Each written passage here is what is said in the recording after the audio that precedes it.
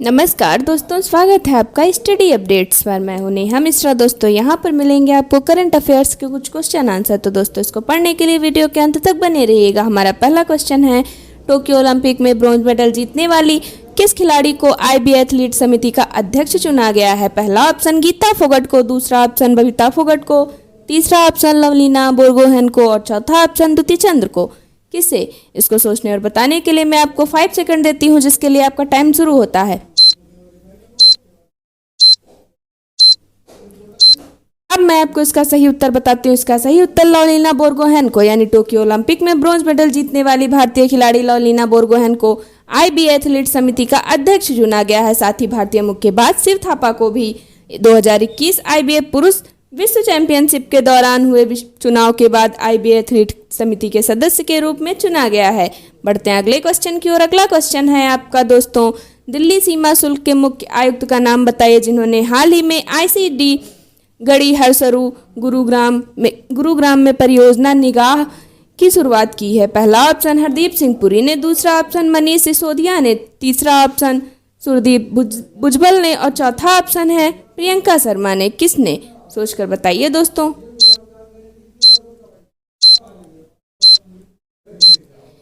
अब मैं आपको बताती हूँ किसने। दोस्तों इसका सही उत्तर सुरजीत भुजबल, यानी कि दिल्ली सीमा शुल्क के मुख्य आयुक्त सुरजीत भुजबल ने हाल ही में आईसीडी गढ़ी हरसरू गुरुग्राम में परियोजना निगाह की शुरुआत की है। आईसीटीएम को कंसोर्टियम मैसर्स जीआरएफएल के सहयोग से विकसित किया गया है। बढ़ते हैं अगले क्वेश्चन की ओर। दोस्तों अगला क्वेश्चन है आपका, निम्न में से किस केंद्रीय मंत्री ने हाल ही में जम्मू के भद्रवाह में देश के पहले लैवेंडर फेस्टिवल का उद्घाटन किया है? पहला ऑप्शन है डॉक्टर जितेंद्र सिंह ने, दूसरा ऑप्शन डॉक्टर हर्षवर्धन ने, तीसरा ऑप्शन डॉक्टर संदीप सिंह ने और चौथा ऑप्शन डॉक्टर हरदीप सिंह ने।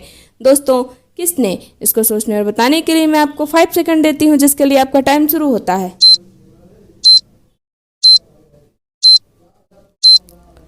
अब मैं आपको इसका सही उत्तर बताती हूँ। इसका सही उत्तर डॉक्टर जितेंद्र सिंह ने, यानी केंद्रीय मंत्री डॉक्टर जितेंद्र सिंह ने हाल ही में जम्मू के भद्रवाह में देश के पहले लैवेंडर फेस्टिवल का उद्घाटन किया है, जहां लैवेंडर की खेती ने पहाड़ी क्षेत्र की अर्थव्यवस्था को बदल दिया गया है। डोडा जिले में भद्रवाह भारत की बैंगनी क्रांति का जन्म स्थान है। बढ़ते हैं अगले क्वेश्चन की ओर। दोस्तों अगला क्वेश्चन है आपका, इनमें से किस बैंक ने विदेशी मुद्रा उधार देने के लिए गिफ्ट सिटी में एक शाखा खोलने की मंजूरी दे दी है? पहला ऑप्शन विश्व बैंक ने, दूसरा ऑप्शन नाबार्ड ने, तीसरा ऑप्शन स्विस बैंक ने और चौथा option MUFG bank of Japan ने। दोस्तों किस बैंक ने खोलने की मंजूरी दे दी है? इसको सोचने और बताने के लिए मैं आपको 5 सेकंड देती हूँ, जिसके लिए आपका टाइम शुरू होता है।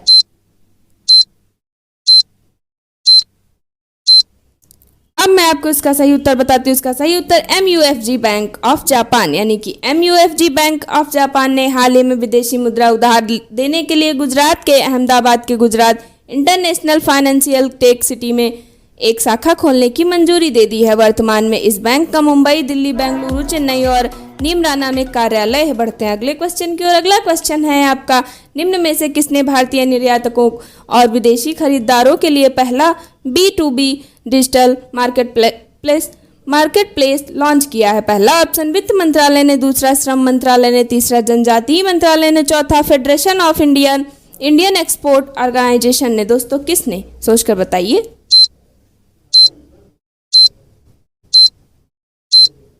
अब मैं आपका इसका सही उत्तर बताती हूँ। दोस्तों इसका सही उत्तर Federation of Indian export organisation ने, यानी कि Federation of Indian export organisation ने हाल ही में भारतीय निर्यातकों और विदेशी खरीदारों के लिए पहला B2B digital market place launch किया है। इस मार्केट प्लेस को ग्लोबल लिंकर के साथ साझेदारी में डिजाइन और विकसित किया गया है। बढ़ते हैं अगले क्वेश्चन की ओर। अगला क्वेश्चन है आपका, भारत के किस राज्य में पाई गई बंदर की नई प्रजाति का नाम सेलापास के नाम पर रखा गया है? पहला ऑप्शन अरुणाचल प्रदेश को, दूसरा ऑप्शन उत्तर प्रदेश, तीसरा ऑप्शन मध्य प्रदेश और चौथा ऑप्शन बिहार राज्य। दोस्तों किस राज्य में?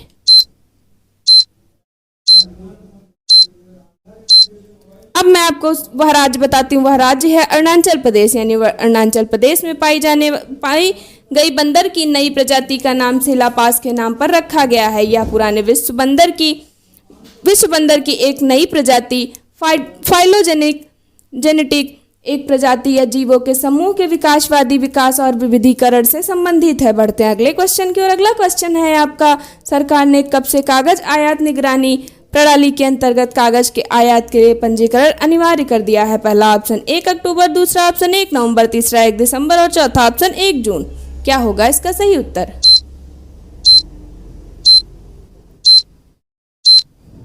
अब मैं आपको इसका सही उत्तर बताती हूँ। इसका सही उत्तर 1 अक्टूबर, यानी सरकार ने इस वर्ष 1 अक्टूबर से कागज आयात निगरानी प्रणाली के अंतर्गत कागज के आयात के लिए पंजीकरण अनिवार्य कर दिया है, जबकि करेंसी पेपर, बैंक बांड और cheque paper, security printing paper और अन्य पेपर सामान इस नीति परिवर्तन से मुक्त है। बढ़ते हैं अगले क्वेश्चन की ओर। अगला क्वेश्चन है आपका, तीसरा ग्लोबल ऑर्गेनिक एक्सपो 2022 की शुरुआत हाल ही में किस शहर में हुई है? पहला ऑप्शन नई दिल्ली में, दूसरा मुंबई में, तीसरा कोलकाता में और चौथा ऑप्शन है आपका चेन्नई में। किस शहर में बताइए?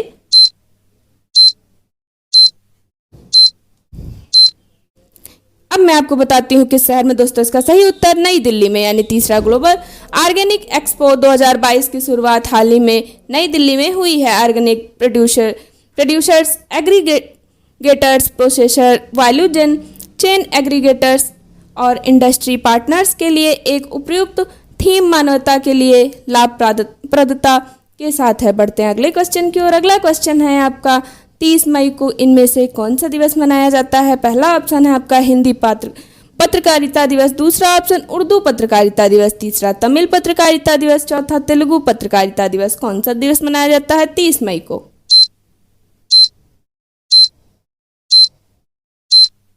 दोस्तों 30 मई को हिंदी पत्रकारिता दिवस मनाया जाता है, यानी 30 मई को हिंदी पत्रकारिता दिवस मनाया जाता है। आज के दिन वर्ष 1826 में हिंदी भाषा का पहला अखबार उदंत मातंड प्रकाशित होना शुरू हुआ था। साथ ही आज के दिन वकील पंडित जुगल किशोर शुक्ल जी ने अंग्रेजों की नाक के नीचे हिंदी पत्रकारिता के इतिहास की आधारशिला रखी थी। बढ़ते हैं अगले क्वेश्चन की ओर। अगला क्वेश्चन है आपका, फिनटेक स्टार्टअप महाग्राम ने हाल ही में किस बैंक के साथ साझेदारी की है? पहला ऑप्शन बैंक ऑफ इंडिया के साथ, दूसरा केनरा बैंक के साथ, तीसरा यस बैंक और चौथा ऑप्शन है इनसाइड्स बैंक। दोस्तों कौन सा बैंक बताइए?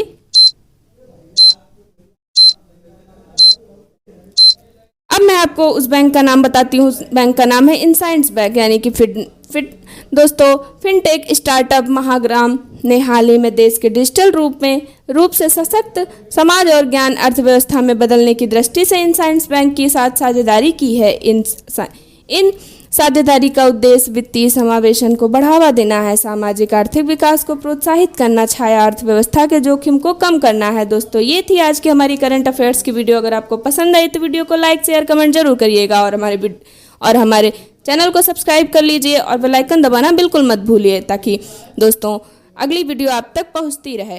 धन्यवाद।